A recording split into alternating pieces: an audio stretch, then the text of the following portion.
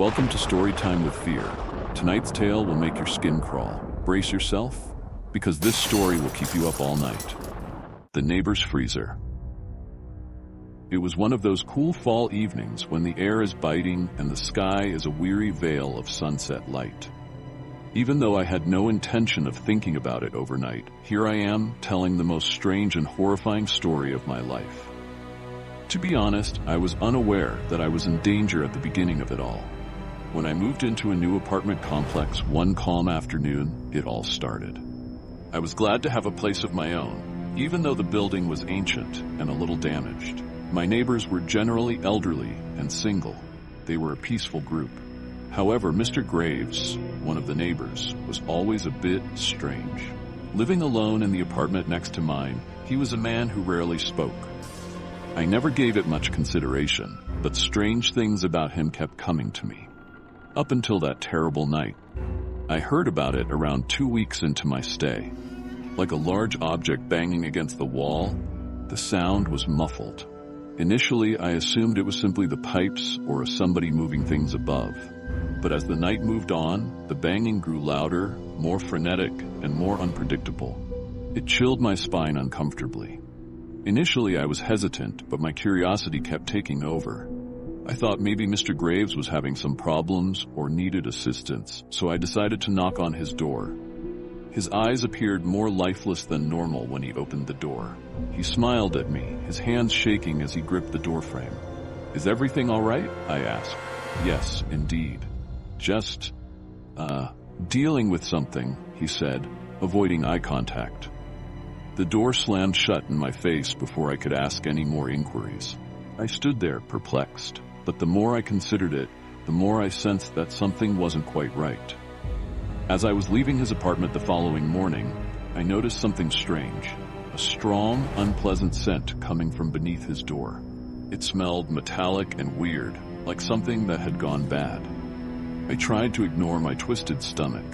I heard the hammering again that afternoon. I couldn't ignore it this time. I decided to go straight to Mr. Graves and took a crowbar out of the back of my closet. After standing outside his door for a while, wondering if I was being overly dramatic, I heard it. The sound of ice splitting and then something heavy scratching the floor. My heart raced. I was aware that something was wrong. I knocked on his door and got no answer. Being nice was no longer important to me. I slammed the door. I will never be able to forget what I witnessed inside. It was nearly uncomfortable, and the flat was very chilly. A big industrial-looking vintage freezer with a slightly open door stood in the middle of the space. However, it was the space itself, not simply the freezer, that chilled my blood. Old bloodstains were along the walls, and a thick, sticky liquid was soaking into the carpet. The smell of decay filled the air. I stepped forward hesitantly, attracted to the freezer. Now that the scratching had ceased, the only sound I could hear was the refrigerator's distant hum. I opened the freezer door slowly. All I could see inside was darkness, until I peered more closely.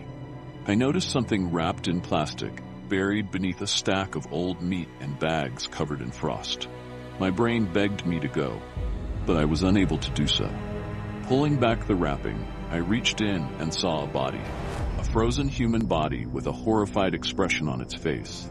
As my mind raced to process what I was seeing, I stumbled backward and recoiled. How could Mr. Graves, this peaceful, strange old man, have anything to do with this? A faint laugh came from behind me at that very moment. My heart was racing as I whirled around. Mr. Graves was standing in the doorway, a wild, eerie light shining in his eyes. He replied in a chilly, quiet voice, "You know, you shouldn't have come in here. You're involved now." A shiver went through my body. He sprang at me and grabbed my wrist with extraordinary force before I could respond. He had an iron grasp, and his face twisted in a way I had never seen before, as if he were more beast than man. I wrenched myself free and ran out of the room, even though my breath caught. Not daring to turn around, I dashed along the corridor until I exploded out of the building and into the darkness. Until I arrived at the security of my apartment, I continued to run.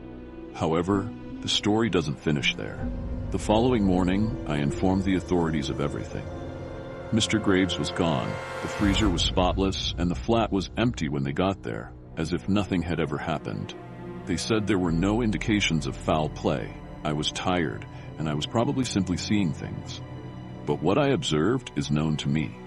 What I heard is true. Mr. Graves never came back, and neither did the hammering. But occasionally, on a calm night, I believe I can hear it again, softly, far away, a scrape, a thumping, and the familiar smash of ice. And I question whether I'll ever discover what's actually in that freezer.